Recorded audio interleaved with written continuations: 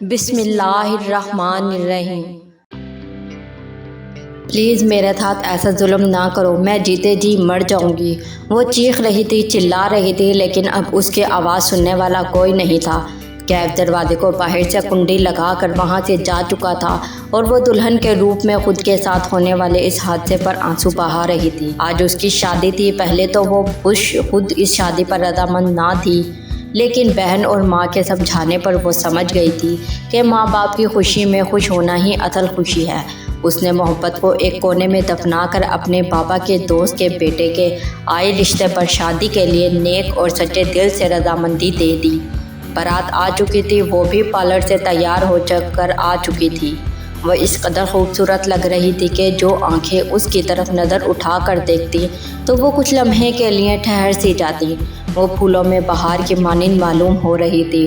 اس کا حسن چاند کو ماند پڑنے دے رہا تھا۔ نکاح کا وقت ہوا تو مولوی نے نکاح پڑھانا شروع کر دیا۔ سب روایتی لڑکیوں کی طرح نکاح کے وقت علیزے کا دل بھی کسی سوکھے پتے کی طرح لرز رہا تھا۔ مولوی نے قبول ہے کا اقرار کرنے کا کہا تو وہ کچھ لمحے خاموش رہی۔ مولوی نے دوبارہ اپنے ساری فکریں دہرائی تو وہ کچھ نہ بولی۔ اس کے باپ نے بیٹی کی حالت دیکھ کر اپنا شفقت والا ہاتھ اس کے سر پر رکھا تو اس نے بھی سہارا ملتے ہی 3 دفعہ قبول ہے کا اقرار کر دیا۔ ہر طرف مبارک ہے کی پکار گونج اٹھی۔ اس کی شادی پر اس کے گھر والے بہت خوش تھے۔ اس کے گھر والوں کی روایت تھی کہ وہ لڑکی کو اسٹیج پر نہ بٹھاتے۔ سب لڑکیاں سالیاں بنتی ہوئی دودھ پلائی کی رسم کرنے اسے اکیلا چھوڑ کر اسٹیج پر چلی گئیں۔ کچھ ہی لمحے گزرے تھے کہ کیف کو وہاں دیکھ کر وہ دھک رہ گئی۔ ایک دم پرانی محبت کا زخم ہرا ہوا، لیکن دیکھتے ہی دیکھتے کیف نے اس کے منہ پر سفید رومال رکھا اور وہ ہوش و حواس سے بیگانہ ہو گئی۔ اسے جب ہوش آئی تو وہ ایک اندھیرے کمرے میں تھی۔ وہ ابھی ساری صورتحال سمجھنے کی کوشش کر رہی تھی کہ کیف وہاں آیا اور اس سے مخاطب ہو کر بولا کہ آج اس کی بہن کو سکون ملے گا۔ کیف کی بات سن کر کچھ لمحے کے لیے علیزے ساکت ہو گئی کہ کیا صرف ایک بدلے کے لیے وہ اس کے ہاتھوں اتنا عرصہ کٹ پتلی بنی رہی۔ اس نے روتے ہوئے کیف کے سامنے ہاتھ جوڑے کہ اس کے باپ کی عزت کا جنازہ نکل جائے گا تو وہ اسے جانے دے، لیکن کیف اسے ایک تھپڑ مار کر وہاں سے چلا گیا۔ وہ اس کا اس قدر بدلا ہوا لہجہ دیکھ کر دل محسوس کر رہ گئی۔ اگلے دن صبح ہوتے ہی کیف نے اسے گاڑی میں بٹھایا۔ وہ کسی روبوٹ کی طرح چپ چاپ بیٹھ گئی اور اس کے سسرال کی طرف گاڑی موڑ دی۔ کیف نے جو اس کی عزت، اعتبار اور محبت کی دھجیاں اڑائی تھی وہ بالکل پتھر ہو چکی تھی۔ اس کے اندر سے ہر جذبہ یوں جیسے ختم ہو چکا تھا۔ وہ اپنے نصیب کی اس قدر سیاہی پر بالکل چپ ہو گئی تھی۔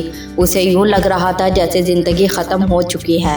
کل جو اس کی خوبصورتی پھولوں میں بہار کی مانند تھی، آج وہ اس قدر مرجھا چکی تھی کہ ایک ایسی لٹی ہوئی عورت معلوم ہوتی تھی جس کا گھر بار سب لٹ گیا ہو اور اس کے پاس کچھ نہ بچا ہو۔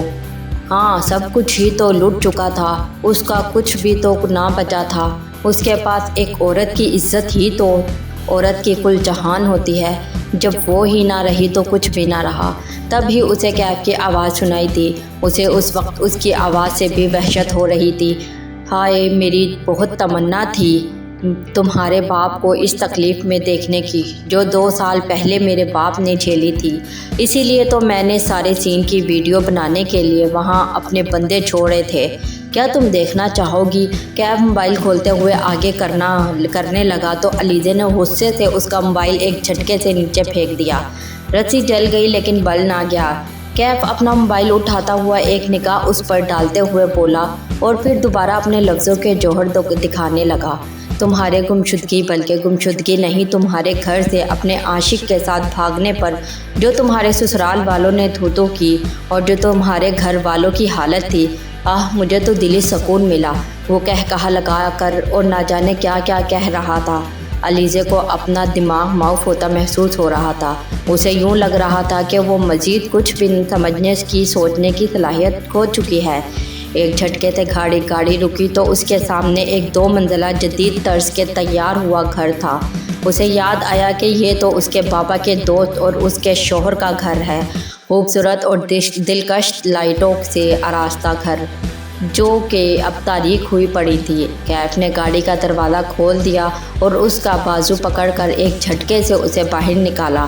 اب وہ کیف کے رویے پر حیران نہیں ہو رہی تھی، کیونکہ کل سے اس نے اس کے ساتھ جو کیا تھا وہ اس کو قبر میں پہنچانے کے لیے کافی تھا۔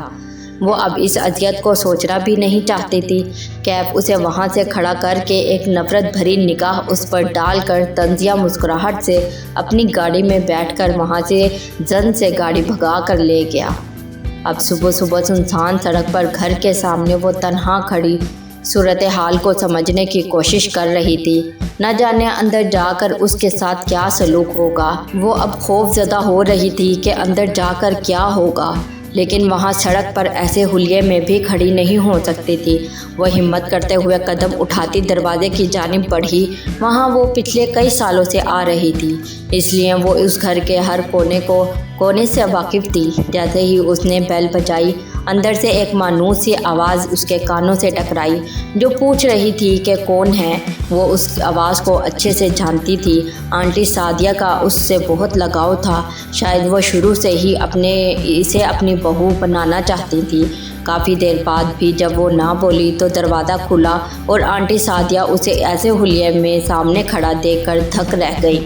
کافی لمحے تو وہ کچھ نہ بولی، لیکن اس سے پہلے کہ وہ کچھ بولتی، سعد جو باہر جانے والا تھا، سامنے علیزے کو کھڑا دیکھ کر وہ بھی شاک ہو گیا۔ علیزے نے آنسوؤں سے بھری آنکھوں سے اس کی طرف دیکھا کہ شاید اسے ترس آ جائے، لیکن وہ انتہائی سپاٹ لہجے میں ماں سے مخاطب ہوا کہ اسے گھر میں ایک قدم بھی نہ رکھنے دیا جائے۔ علیزے کو اس سے کوئی امید بھی نہ تھی۔ سعدیہ آنٹی کو نہ جانے اس پر ترس آیا۔ وہ تجسس کے ہاتھوں مجبور ہوئیں، شفقت بھرے لہجے میں اس کی طرف دیکھتے ہوئے بیٹے سے مخاطب ہوئیں کہ اس کو صفائی تو دینے دو کہ آخر اس کے ساتھ کوئی حادثہ ہوا یا وہ کہاں تھی۔ لیکن ماں کی بات بجائے سمجھنے کے ساتھ اشتعال میں آ گیا اور غصے سے ماں کی طرف دیکھتے ہوئے بولا کہ اگر آپ نے اسے گھر میں داخل بھی کیا تو میں اس گھر میں نہیں آؤں گا جس نے بیچ سڑک ابھی نکاح کے 2 بول پڑھانے پر ہی میری عزت کا جنازہ نکال دیا۔ میں اس کو اپنے گھر میں بلا کر اس سے یہ تفصیل پوچھوں کہ وہ ساری رات کہاں گزار کر آئی ہے۔ وہ اشتعال میں بولتا جا رہا تھا، کیونکہ اس کی بیوی کی شادی کے دوران ہی بھاگنے پر سب مہمان اور اپنے گھروں کو جا چکے تھے۔ اس نے ولیمے کا سارا انتظام کینسل کر دیا۔ اب اس کے اور اس کی ماں کے علاوہ گھر کوئی بھی موجود نہ تھا۔ علیزے کا کل کا رو رو کر اتنا تھک چکی تھی کہ اب اس کے آنسو بھی نہ نکل رہے تھے۔ وہ سپاٹ چہرے سے کھڑی سامنے دیواروں کو گھور رہی تھی جب اسے دوبارہ سعد کی آواز سنائی دی، اب یہاں سے جاؤ گی بھی یا دھکے کی ضرورت ہے؟ وہ پتھر دل بنا ہوا اس کو مزید دکھ دے گیا، لیکن اس سے پہلے کہ وہ واقعی اسے مزید رسوا کرتا، وہ خود ہی اپنے لہنگا اٹھا کر وہاں سے واپس مڑ گئی۔ اس کا گھر بھی کچھ ہی دور تھا۔ اگر وہ پیدل جاتی تو آدھے گھنٹے میں پہنچ جاتی، لیکن وہ جانتی تھی کہ وہ اگر اپنے گھر گئی تو اس کے گھر والوں نے تو اسے بغیر قصور کے ہی اسے زندہ درگور کر دینا۔ قسمت نے اس قدر تاریکی لکھ دی تھی کہ اب اگر وہ لاکھ صفائیاں دیتی کسی نے نہیں سننی تھی۔ وہ لرزتے دل کے ساتھ گھر کی جانب چل دی۔ صبح کا وقت ہونے کی وجہ سے وہاں پر کوئی اکا دکا ہی انسان نظر آ رہا تھا۔ ننگے پاؤں سڑک پر کافی دور چلنے کی وجہ سے اب اس کے پاؤں بھی دکھنے لگ گئے تھے، لیکن وہ ہر احساس سے عادی ہو ایسے جا رہی تھی گویا کوئی مشین ہو۔ گھر کے دروازے کے سامنے کھڑے ہو کر اس نے اپنی ساری ہمت جمع کی اور بیل بجائی۔ کافی دیر بعد دروازہ کھلا تو سامنے ملازمہ کو دیکھ کر اس کی جان میں جان آئی، لیکن ملازمہ اسے سامنے دیکھ کر حیرت زدہ ہونے کے ساتھ ساتھ بیگانگی بھی دکھا رہی تھی۔ وہ چپ کر کے اپنا لہنگا اٹھائے اندر کی جانب بڑھ گئی۔ ابھی اس نے چند قدم ہی طے کیے تھے کہ اس کی ماں کی نظر اس پر پڑ گئی۔ نہ جانے کب کے رکے بے تاب آنسو آنکھوں سے بہنے لگے اور وہ بھاگ کر ماں کے گلے لگ گئی۔ ماں بیٹی کی یہ حالت دیکھ کر دھک رہ گئی۔ علیزے ہچھیوں سے اونچی آواز میں رو رہی تھی۔ اس کی آواز سن کر اس کے بھائی بہن اور اس کا باپ بھی کمرے میں سے نکل آیا۔ لیکن اسے سامنے دیکھ کر اس کا بس نہ چلا کہ وہ اسے قتل کر دیتے۔ کل ساری دنیا کے سامنے جو اس نے ان کو ذلیل کیا اور کہیں منہ دکھانے کے قابل نہ چھوڑا، آج وہی ان کے گھر میں کھڑی تھی۔ وہ آپے سے باہر ہو گئے اور بھول گئے کہ ان کی سگی اولاد ہے۔ انہوں نے اسے ایک جھٹکے سے اس کی ماں سے علیحدہ کیا اور اس کا بازو پکڑ کر دروازے کی جانب بڑھ گئے۔ تمہاری ہمت بھی کیسے ہوئی اس گھر میں اپنے منحوس قدم رکھنے کی؟ علیزے ان کا ایسا روپ دیکھ کر دنگ رہ گئی۔ پلیز بابا میری بات سنیں، اس نے روتے ہوئے بلند آواز میں اپنے باپ کو متوجہ کرنا چاہا۔ اس کے باپ نے ایک جھٹکے سے اسے دروازے کے آگے رکا اور اس پر ایک نفرت بھری نگاہ ڈال کر بولا کہ آج کے بعد اس کا ان سے کوئی تعلق نہیں، وہ ان کے لیے مر چکی ہے، اس لیے بہتر یہ ہے کہ وہ دوبارہ انہیں کبھی اپنی شکل بھی نہ دکھائے۔ لیکن وہ اس کی کوئی بات سنے بغیر اسے گھسیٹ رہے تھے۔ وہ روتی بلکتی رہی لیکن اس کے باپ نے اسے باہر دھکا دے کر دروازہ بند کر دیا۔ اس کی ماں اور بہن تڑپ تڑپ جا رہی تھی کہ نہ جانے اس کے ساتھ کیا ہوا، لیکن ان کی ہمت نہ ہوئی وہ اس کے باپ کو روکتی۔ علیزے کا دل اذیت سے پھٹا جا رہا تھا، اس کے پاس کوئی راستہ نہ بچا تھا۔ وہ اپنے گھر کے باہر ایسے ہی بیٹھ گئی۔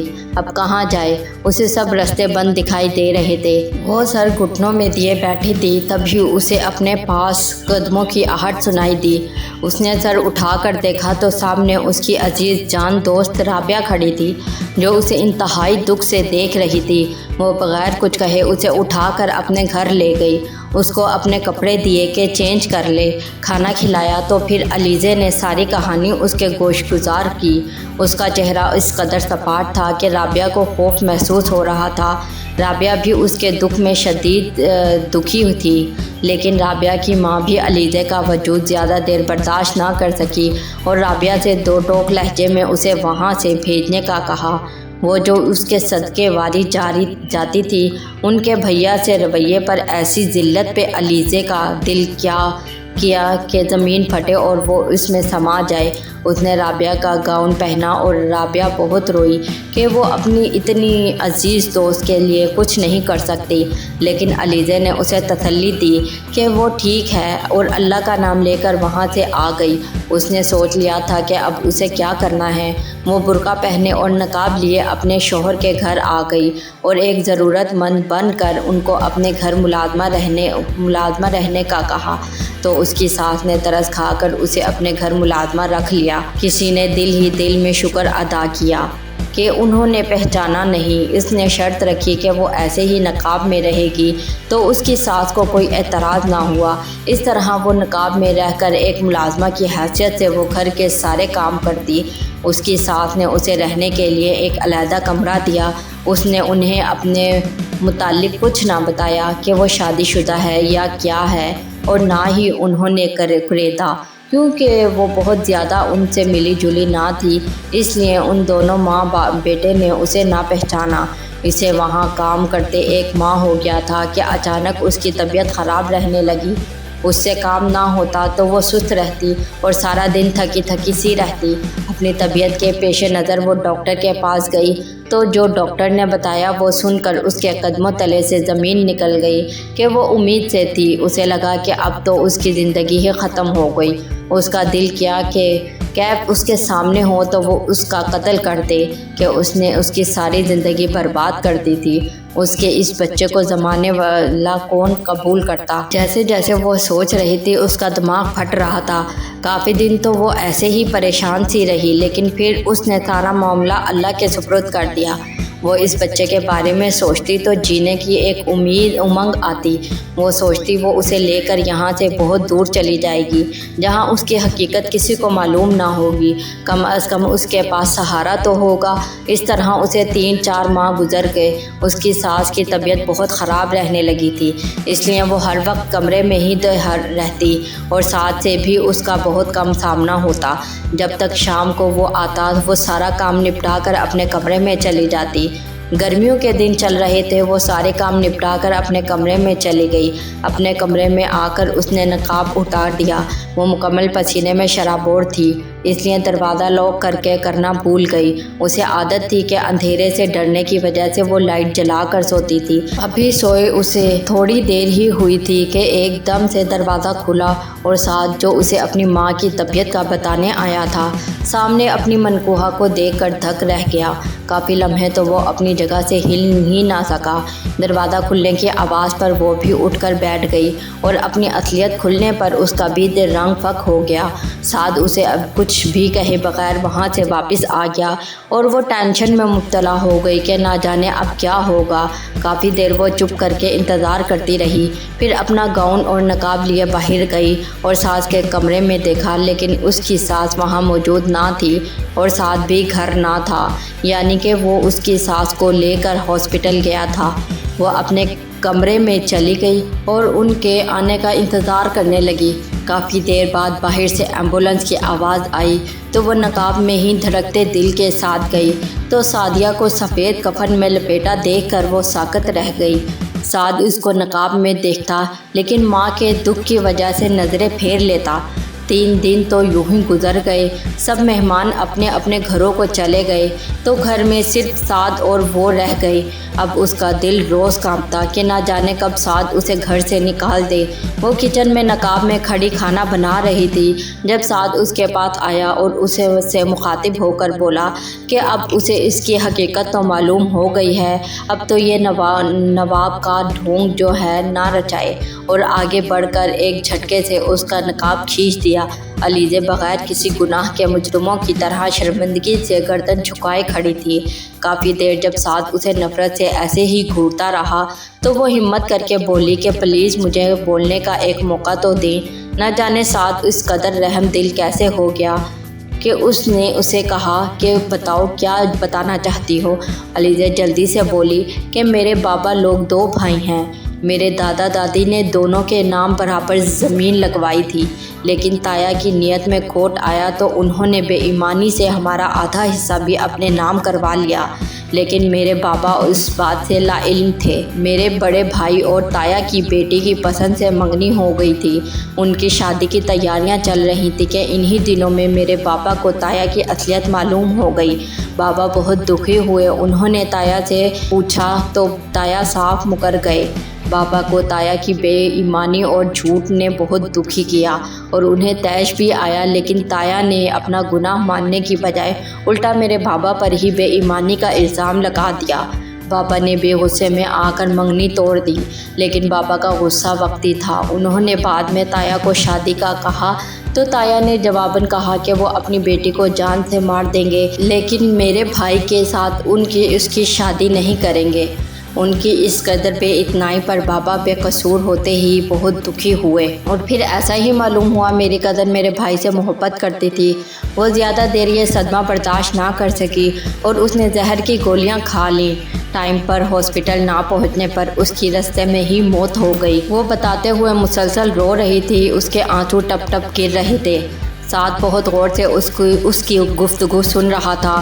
وہ پھر بولنا شروع ہوئی، میری کزن کی وفات پر ہم سب بھی بہت دکھی ہوئے۔ میرے بھائی کی حالت بھی بہت بری تھی۔ ہم لوگ تعزیت کے لیے تایا کے گھر گئے تو تایا اور تائی نے اپنی بیٹی کی موت کا ذمہ دار ہمیں ٹھہراتے ہوئے میرے بابا کو اپنی بیٹی کا قاتل کہا اور ہماری اتنی بے عزتی کر کے ہمیں گھر سے نکال دیا۔ محلے والوں کے سامنے ہماری کوئی عزت نہ رہی اور سب میری کزن کی موت کا ذمہ دار ہمیں ٹھہرانے لگے۔ 2-3 مہینے گزر گئے، حالات نارمل ہو گئے، لیکن ہمارے تایا کے ساتھ تعلقات میں بہتری نہ آئی۔ پھر ایک دن مجھے تایا کے چھوٹے بیٹے کیف کی طرف سے میسج آئے جن میں اس نے ظاہر کیا کہ وہ اپنے ماں باپ کے رویے پر بے حد شرمندہ ہے اور معافی بھی مانگتا رہا۔ میرا اس سے پہلے بھی ٹکراؤ کم ہی ہوتا تھا۔ اس کی باتوں پر مجھے وہ بے قصور لگا اور میں نے اس کی بات پر یقین کر لیا۔ اسی طرح اب وہ روز مجھے کسی نہ کسی بہانے سے میسج کرتا اور میں بھی جواب دیتی رہتی۔ آہستہ آہستہ اس نے مجھ سے محبت کے دعوے شروع کر دیے اور مجھ سے ملنے کالج آنے لگا۔ ایسے ہی میرے گھر والوں کو اس بات کی خبر ہو گئی۔ انہوں نے مجھے روکا۔ میرے پاپا تو غصے میں آ گئے۔ میں نے کیف سے شادی کرنے کی ضد پکڑ لی، لیکن کوئی بھی نہ مانتا۔ میری بہن مجھے بہت سمجھاتی کہ اس کے گھر والے کسی صورت مجھے قبول نہیں کریں گے۔ میرا بھائی اس معاملے میں کچھ نہ بولا۔ اس نے میری کزن کی موت کا ذمہ دار ہمیں نہ ٹھہرایا، لیکن اس کی موت پر وہ ہم سے کٹ گیا۔ میری ماں کی التجاؤں، باپ کی عزت اور بہن کے آنسوؤں کا اگر مجھ پر اثر ہو ہی گیا تھا، اور آہستہ آہستہ مجھ سے کیب کی محبت کا جنون اتر گیا، اور میں نے ان کی بات سمجھ کر کیب کی محبت کو خیر بات کہہ دیا۔ کیب بہت تڑپا کہ ایسے نہیں کرو، میں اتنی پاگل، مجھے یہی لگتا رہا کہ وہ میری محبت میں تڑپ رہا ہے، لیکن وہ تو بدلے کی آگ میں تڑپ رہا تھا، جو مجھ سے شادی کر کے وہ پل پل میرے باپ کو تڑپانا چاہتا تھا۔ پھر میں نے آپ سے شادی کی رضامندی دے دی تو میرا آپ سے نکاح ہو گیا۔ اگر مجھے بھاگنا ہی ہوتا تو میں نکاح بھی نہ کرتی۔ ساتھ وہ روتے ہوئے طرف سے بولی اور پھر بتانے لگی، کیف نے اپنے کچھ بندے جاسوسی کے لیے شادی میں چھوڑے ہوئے تھے۔ نکاح اور ریفریشمنٹ کے بعد جب دودھ پلائی کی رسم شروع ہوئی تو سب لڑکیاں مجھے اکیلا چھوڑ کر وہاں چلی گئیں۔ تبھی کھڑکی سے کیف آیا اور اس نے پہلے کے صورتحال سمجھتی اس نے میرے منہ پر سفید رومال رکھ دیا اور میں ہوش و حواس کھو گئی۔ میری جب آنکھ کھلی تو میں ایک تاریک کمرے میں تھی۔ پھر اس کے بعد جو ہوا وہ میں سوچ بھی نہیں سکتی تھی۔ ایک اذیت نے اسے اپنی لپیٹ میں لے رکھا تھا۔ کیف کی اصلیت نے مجھے اتنا نہ توڑا جتنا آپ کی اور آپ میرے ماں باپ کی بے اعتنائی نے مجھے توڑا۔ میرے ماں باپ اس قدر بے اعتبار ہو گئے کہ انہوں نے بھی میری ایک بات نہ سنی اور مجھے گھر سے نکال دیا۔ پھر میرے پاس اور کوئی راستہ نہ بچا تو میں نے آپ کے گھر میں آخری امید لے کر آئی، لیکن یہاں بھی کچھ عرصہ کام کرنے کے بعد ایک قیامت میری منتظر تھی۔ وہ سر جھکائے بولی تو سعد نے سوالیہ نظروں سے اس کی طرف دیکھا تو وہ آہستگی سے بولی کہ وہ کیف کے بچے کی ماں بننے والی ہے۔ اس کی بات پر سعد کا ہاتھ ڈھیلا ہو کر پہلو میں گر گیا۔ علیزہ گردن جھکائے کھڑی تھی۔ جب اسے اپنے کندھے پر دباؤ محسوس ہوا، اس نے سر اٹھا کر دیکھا تو سعد نے اسے حوصلہ دینے کے والے انداز میں کہا کہ میں تمہیں ایسی ہی حالت میں قبول کرتا ہوں۔ اس کی بات پر علیزہ کو گویا کسی نے نئی زندگی بخش دی ہو۔ وہ بے یقینی سے اس کا چہرہ دیکھنے لگی، لیکن یہ بچہ، وہ مایوس اور شرمندہ سی بولی تو سعد نے کہا کہ وہ بچہ بھی قبول کرنے کے لیے تیار ہے۔ علیزہ کو وہ ایک خواب محسوس ہو رہا تھا، لیکن وہ خواب نہیں تھا، وہ ایک حقیقت تھی۔ وہ خوشی سے سرشار ہو گئی تو سعد نے اسے آگے بڑھ کر گلے لگا لیا۔ ہماری ویڈیوز اگر آپ کو پسند آ رہی ہیں تو ضرور لائک کیجئے، اور اگر آپ نے ہمارا چینل سبسکرائب نہیں کیا تو ضرور کیجئے۔ اس کے ساتھ ساتھ بیل آئیکن پر بھی لازمی کلک کیجئے تاکہ ہماری ہر آنے والی ویڈیو آپ تک بر وقت پہنچ سکے۔ اللہ حافظ۔